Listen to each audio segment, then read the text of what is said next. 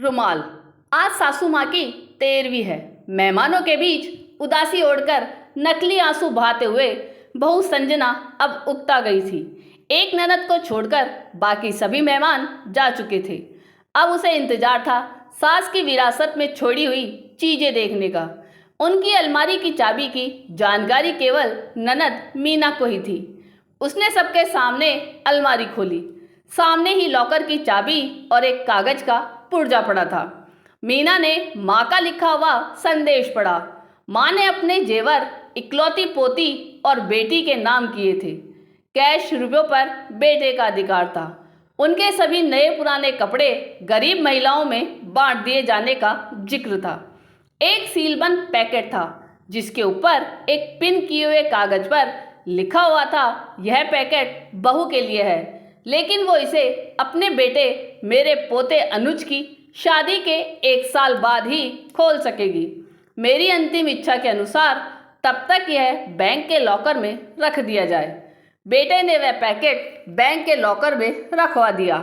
दिन गुजरते गए। 6 महीने बाद अनुज की शादी हो गई। सगाई पहले ही हो चुकी थी।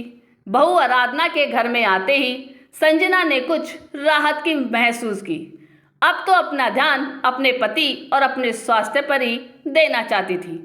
वह बात बात पर बहू को निर्देश देती, लेकिन आराधना उसके कहे को एक कान से सुनकर दूसरे से झटक देती। सास की कही हर बात का उल्टा जवाब देती। धीरे धीरे उसने सास को रसोई से बेदखल कर दिया। समय गुजरता रहा और संजना हालात से समझौता करती गई। अब पुराना संयुक्त परिवारों का जमाना नहीं रहा जब सास बहू पर हावी हुआ करती थी। आज की बहुएं सास को अच्छा होने का मौका नहीं देती, बल्कि एक ऐसा माहौल पैदा कर देती हैं जिससे उसे बुरा साबित किया जा सके और मौका मिलते ही पति को लेकर उड़ जाती हैं। सदी के इतिहास के वे पन्ने जब सास बहू पर हावी हुआ करते थे, आज की बहुओं ने फाड़ कर फेंक ही दिए हैं। सास कितनी भी पढ़ी लिखी और समझदार हो, लेकिन बहू स्वतंत्र ही रहना चाहती है और इसके लिए जाल बुनती ही रहती है और सास का नाम ही परिवार की सूची से मिटा देना चाहती है। उसने भी तो यही किया था ना अपनी सास सुमित्रा के साथ। वो पढ़ी लिखी सुलझे विचारों की महिला थी और अपनी पुराने विचारों की सास से मिले हुए कष्टों को भूलकर संजना को हर तरह की सुविधाएं, सहयोग और प्यार देकर सास के नाम पर लगे मनहूस धब्बे को हमेशा के लिए मिटाकर नया इतिहास रचना चाहती थी। लेकिन संजना क्षण भर भी खुशी न दे सकी थी उसे। आज उसे सास की बहुत याद आ रही थी। तभी सामने लगे कैलेंडर पर उसकी निगाह पड़ी। 2 दिन बाद ही बेटे बहू की शादी की पहली वर्षगांठ है। सास की वसीयत के अनुसार 1 साल पूरा हो चुका था। तीसरे दिन ही वो बैंक जाकर लॉकर से अपने नाम का पैकेट निकलवा कर ले आई। मन में उथल पुथल मची हुई थी कि आखिर उसे सास ने क्या दिया होगा। बेटे बहू के इधर उधर होते ही उसने वो पैकेट खोल दिया। अंदर सास के तय किए हुए लगभग 1 दर्जन पुराने रुमाल थे और एक दूसरा नया पैकेट भी था।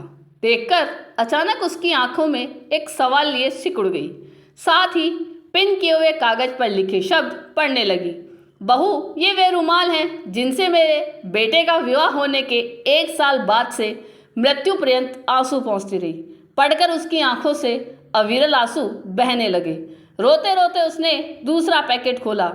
उसमें उतने ही बिल्कुल नए रुमाल थे और वैसा ही कागज का टुकड़ा पिन किया हुआ था।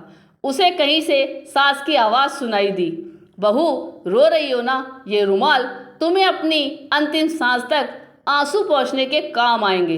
और उसने एक रुमाल उठाकर अपने आंसू पोंछ लिए। आपको ये कहानी कैसी लगी ये कमेंट करके ज़रूर बताइएगा। चैनल पे नए हो तो सब्सक्राइब जरूर कीजिएगा और वीडियो को लाइक और शेयर कीजिएगा। धन्यवाद।